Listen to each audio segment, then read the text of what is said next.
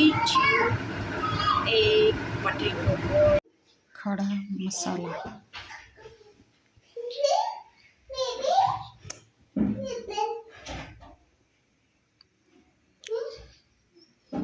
मसलाहरू तयार पारेको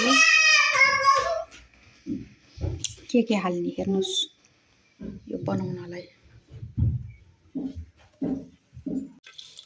घी राखेँ मैले।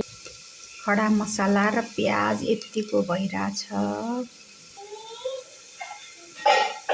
अब मैले लसुन अदुवाको पेस्ट राखेँ।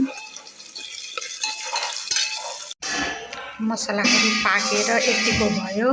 अब म यसमा दही राख्छु।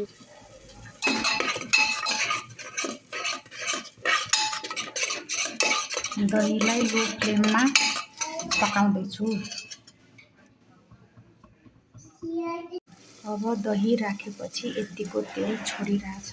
अब म यसमा राइस राख्छु। यसमा मैले राइस राखेँ। अब धनियाँको पत्ता राख्छु अनि भुटेको अघिको प्याज रातो रातो गराएको त्यो राख्छु। अनि अब एकपटक म चलाउँछु यसलाई।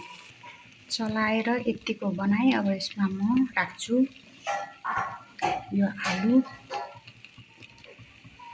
यो अन्डा अनि फेरि यो अघिको भुटेको प्याज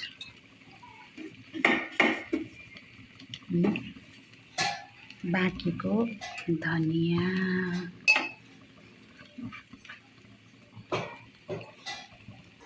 यतिको बन्यो। अब यसलाई म अब 2 सिटी लगाउँछु अनि खोलेर हेर्छु।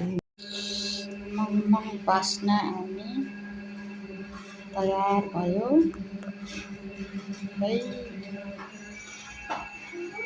चाहिँ खाजा पनि छोरीलाई यही रेडी पारिदिएको आज।